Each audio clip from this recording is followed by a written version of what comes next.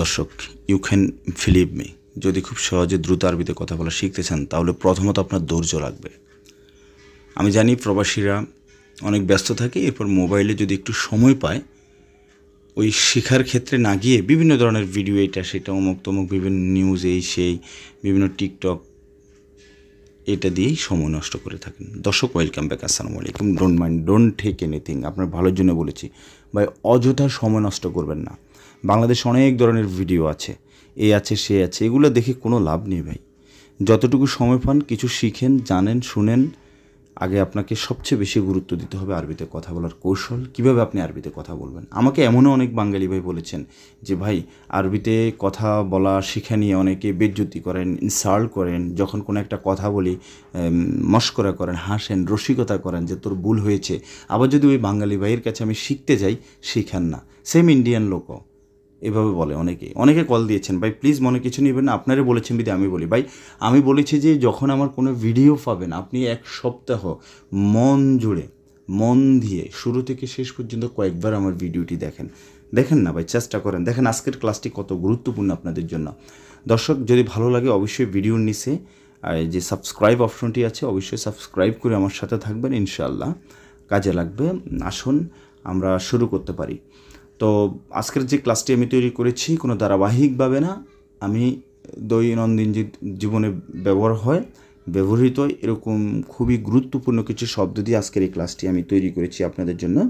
First of all দেখেন, ইন্তাহা lace গিরগির, আমি কি লিখেছি দেখেন। দর্শক, এই যে আমি অনেক কথা বলি, তাই না? অনেকে পছন্দ করেন না, আই নো, অনেকে পছন্দ করে। তো আপনি যদি আমাকে বলেন তুমি why you are talking too much, যে তুমি কেন বেশি কথা বলতেছো, তাই না?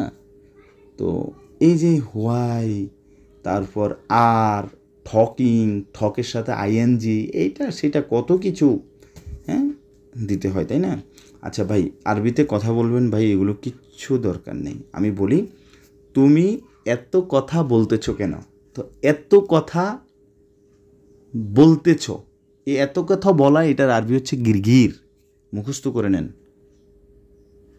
গিরগির মানে বেশি কথা বলা, সহজ হিসাব বক বক করা, যাকে বলে বাছাল। ঠিক আছে? তো এত কথা বলতেছো কেন, তুমি এত কথা বলো কেন? তো বেশি কথা বলা মানে কি? গিরগির। ওকে, গিরগির মুখস্থ হয়েছে আশা করি। তো তুমি মানে কি? ইনতা, আমরা সবাই জানি ইনতা। লেশ মানে হচ্ছে কেন। ইনতা লেশ কেন। ইনতা লেশ রু, তুমি যাচ্ছ কেন। রু মানে যাওয়া।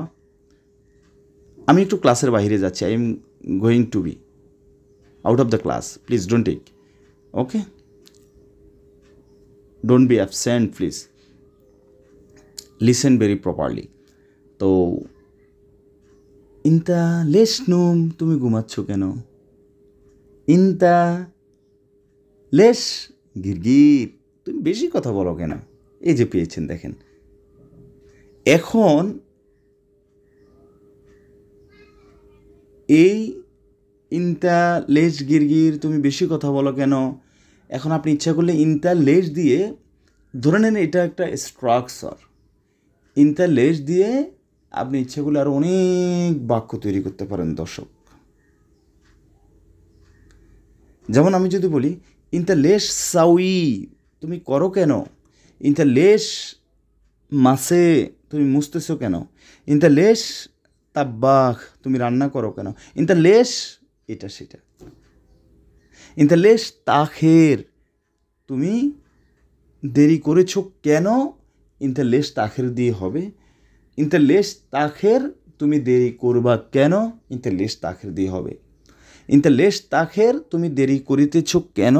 ইনতা লেশ তাখের, তুমি দেরি করেছিলা কেন।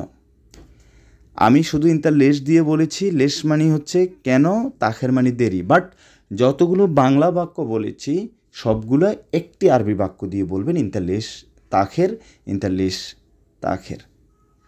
এখন কথা হলো ভাই, একবার অতীত, একবার বর্তমান, একবার কন্টিনিউয়াস, ইন ফিউচার, কী যে হজবরল করতেছেন। হ্যাঁ ভাই, হজবরল মানে হচ্ছে আরবিতে, আঞ্চলিক ভাষার অনুরূপ কথা বলতে গেলে আরবিতে এইভাবে বলতে হবে।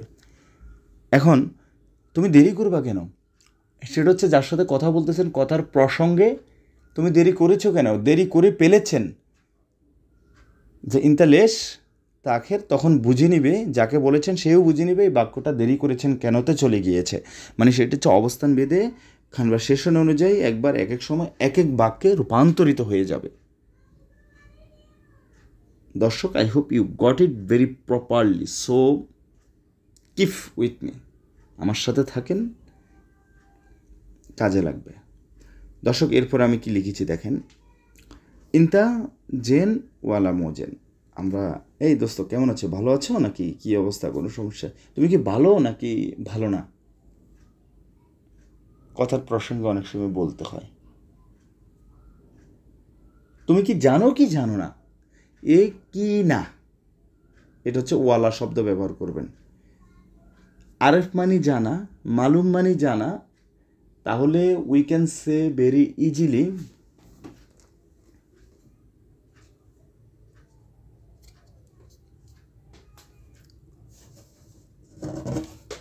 আরেফ জানা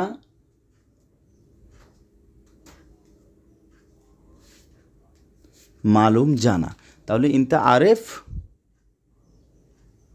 ওয়ালা মোয়ারেফ।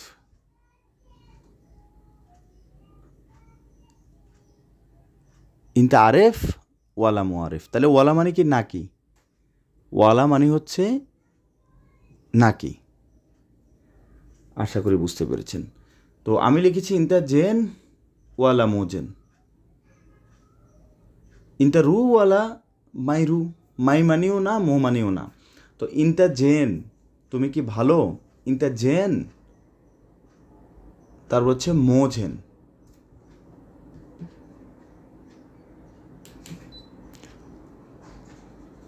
ইনতা জেন ওয়ালা মোজেন, তুমি কি ভালো আছো নাকি ভালো নেই, বুঝতে পেরেছেন আশা করি। ওকে, এরপর হচ্ছে হিনি বুকা মাইসির।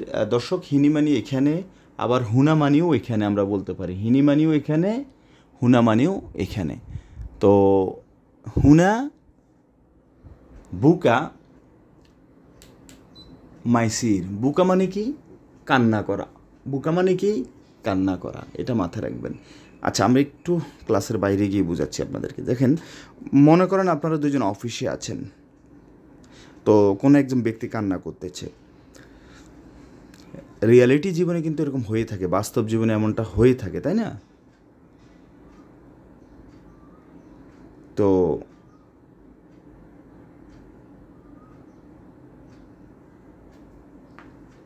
ইনতা